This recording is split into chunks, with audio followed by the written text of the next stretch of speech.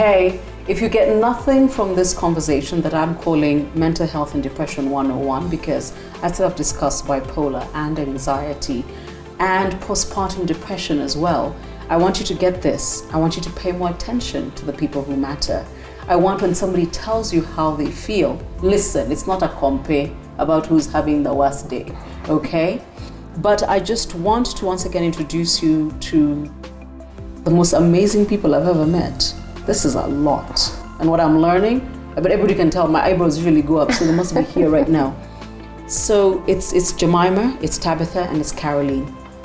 Caroline, you said something that I am not the one who's never heard this before, a psychiatric emergency. Yeah. And when somebody is at that space, if you don't get them to a hospital, we're talking about suicide? You're talking about psychosis. And any scenario that elevates the possibility of somebody taking their life is a psychiatric emergency. Either taking their life or taking another person's life. So, yeah. Just this past week, and I'm talking Nairobi, Kenya, 25th June, there was a young man who had actually posted on Facebook that he was going to kill himself. And I think in part of the post he said, I hope you people will come to my funeral. Yeah.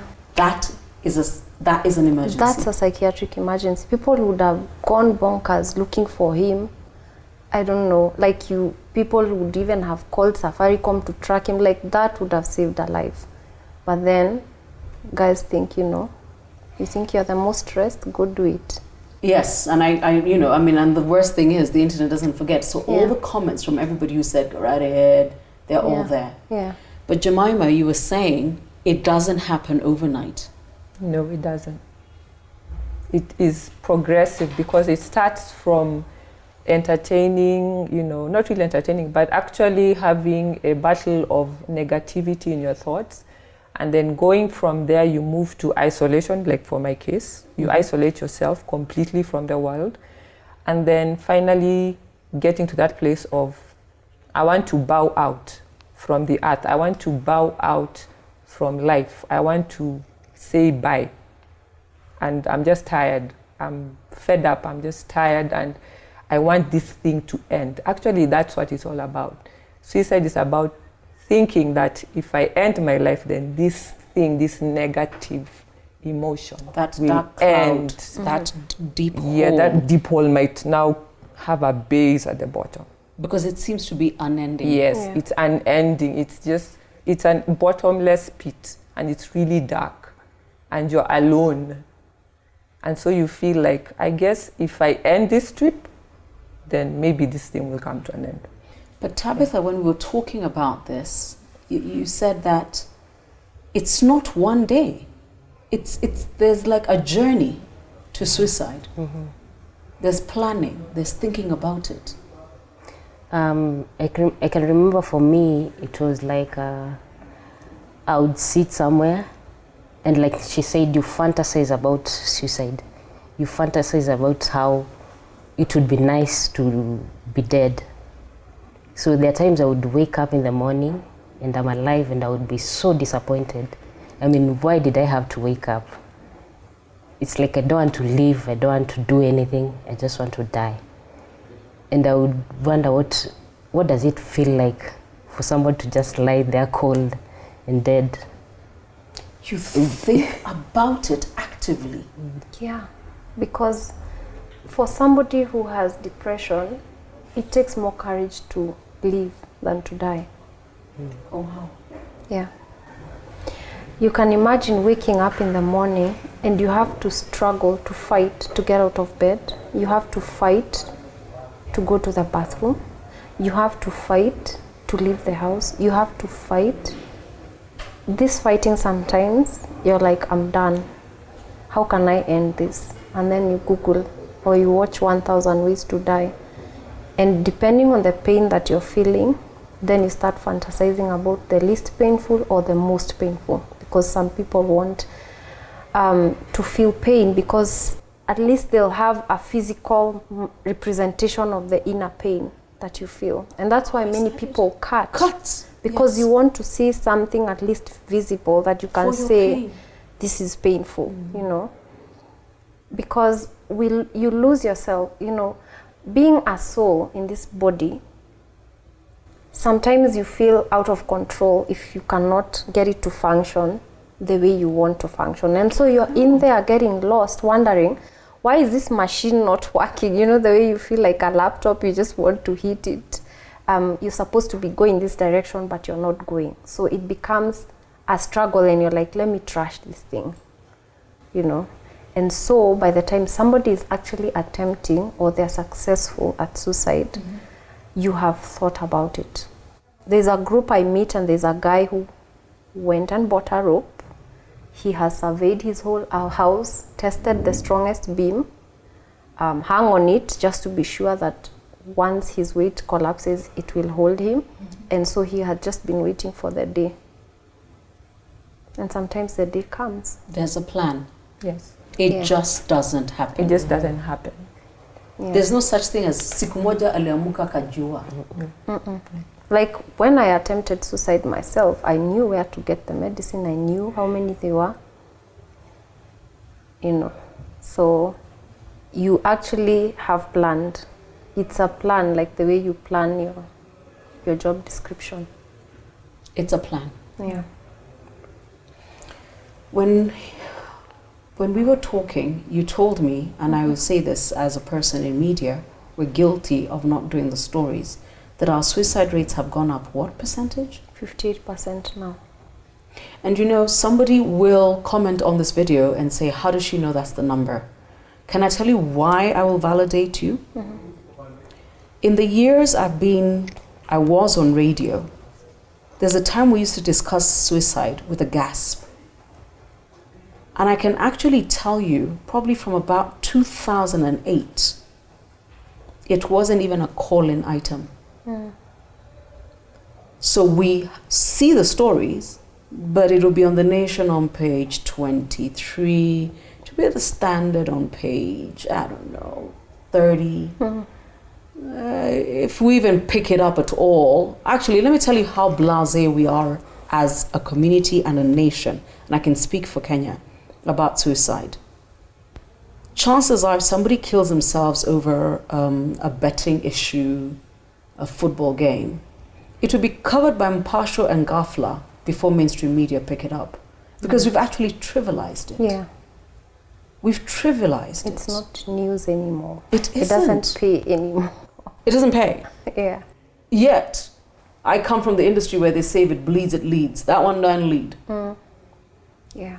Oh yeah, our industry is very much like that. If it bleeds, it leads. If it's not bleeding, we're not interested. Yeah. So, medication or just therapy? How do you deal?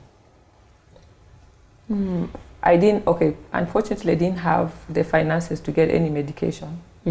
So why? What does that look like? What does the cost look like?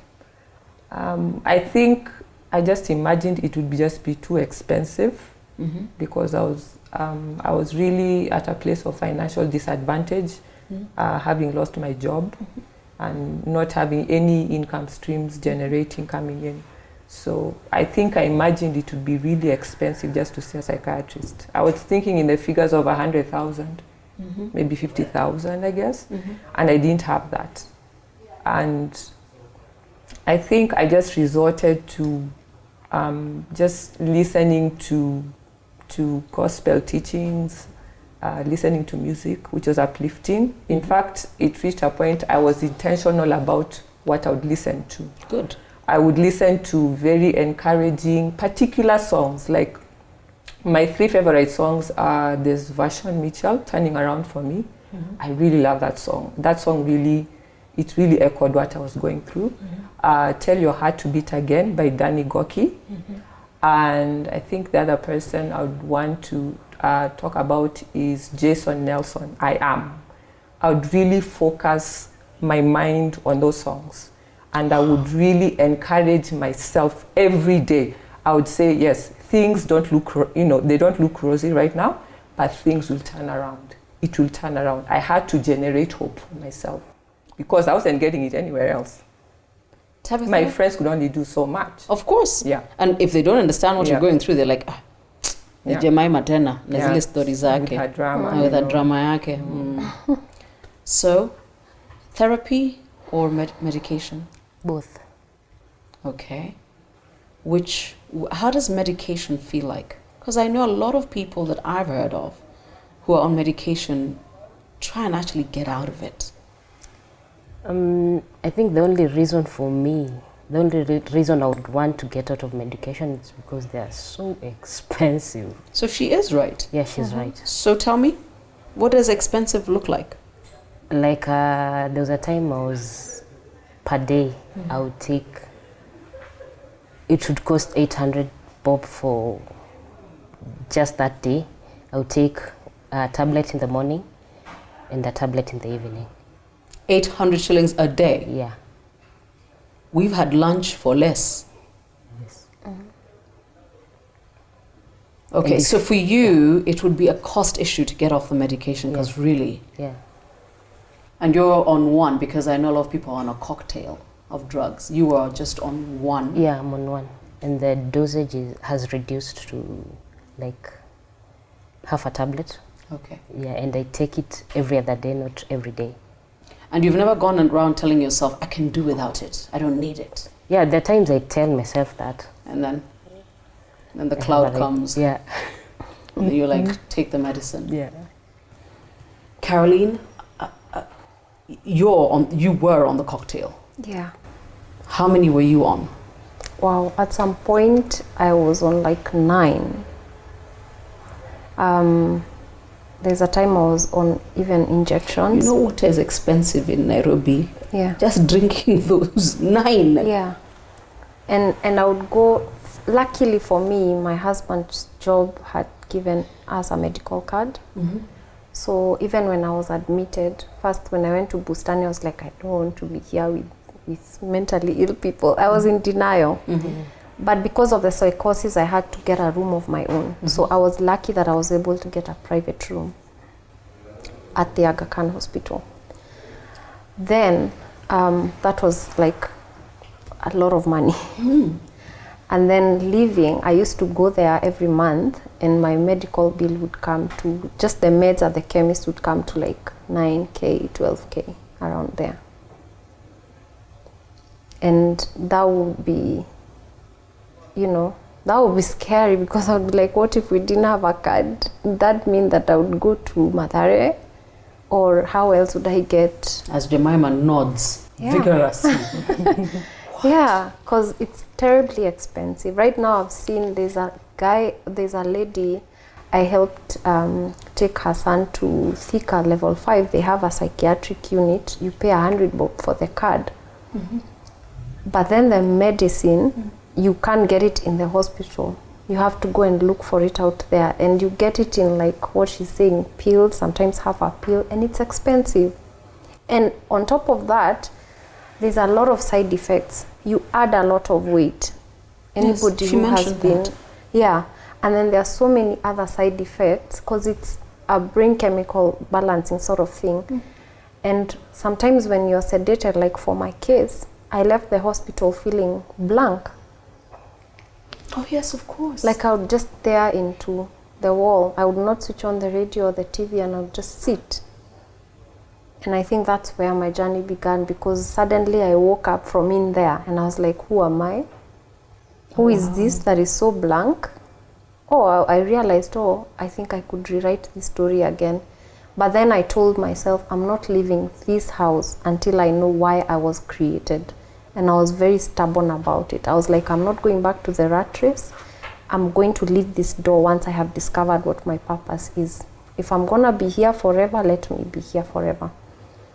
So that has been now my journey. So right now, I'm not on medicine, I'm not on therapy, and I have been really helped with just accepting myself. Every That's day good. I wake up and I'm like, what if this is the only me that there's ever going to be?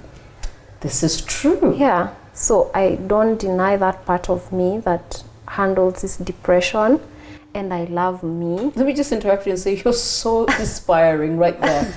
This is the only me there's gonna be. Yeah, because there's never been another Caroline, and there's no manual of how to be this Caroline, and maybe this Caroline came here to experience depression for some reason. So every For single this moment. day, yeah. So every single day, I learn to love myself with this thing. I love to ride on it, like a wild horse. I'm trying to rein it. Sometimes it will make me tumble over, but as long as I'm fighting, even if I'll spend the whole day in bed, I make sure that I'm fighting. But you're fighting Even all in the bed, same. yes. Out of the three of you, I want to say you came because you've made it your business to learn the business of your illness. Yeah. Tabitha came because Madam does not talk much, needed to be able to do this for yourself more than anybody else. Yeah. As for Jemima, you will be my activist, and let me tell you why I'm saying this. Earlier, when we were waiting for our teas and coffees, and I challenge you to give me the real figures, you said that you believe, you hazard a guess, that psychiatrists in this country, trained, understanding the role, don't even get to 50. They don't. For a country of 50 plus million. Yeah. Jemima, you know what I like about you've got a silent, steely strength. I wish you could uncross your arms, but it's okay. I've decided this is who you are. I'm a very big believer, because I've been there, that the way out of a lot of our problems is legislation. We need more. We need more trained psychiatrists. Yeah. And more information. And more people talking. More people talking, and more affordable therapy also. Yes. Because you had always guessed, and then we had 8 reds a day, and then we had 12. We were like, sawa tu. Ikwa nivo, wache ikae. Yeah. Because there are people who just can't do it. Yeah. There's the Mama Mboga in, I don't know, Yeah, in Kawangware. deep, I don't know, Vihiga. Kikuyu, Yeah. She can't afford the 800 that she said. No, she can't. Because the 800 is maybe for heights in 2 weeks. Can you imagine? She gets that in 2 weeks. And you're telling me to spend my 2 weeks on half a pill? That will make me worse? Really? No. Out of the question. Wache ikae. Yeah. So I guess for me, first is to say thank you. And if something else comes up as you watch the series, because I'll be talking to different people, tell me I need to come back and clarify something. Yeah. Because this platform, when I started it 3 years ago, I was like, I don't know what I'm doing, but it will come. And like I told you when we started, I realized that is my calling. I go there. Yeah. Where nobody else will go, I'm like, I'll go there. I don't mind. Yeah. And there'll be those who, and here's the other thing. If I can tell you're already on Facebook. Because I do only so much social media. Yeah. If you don't want to read the comments, don't. Yeah. But if by reading the comments, you're able to dispel other people's nonsense, and there will be a lot of that, then come back, we fix it. But we don't stop talking until the right people start talking or pay attention. Yeah.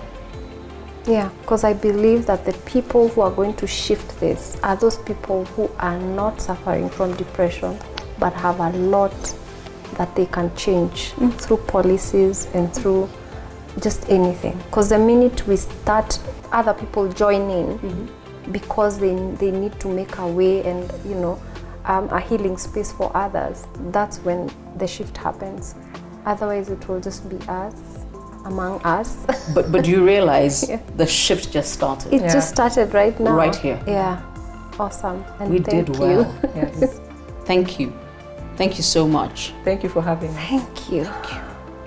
Smile a bit more and talk a bit more. Thank you, and subscribe.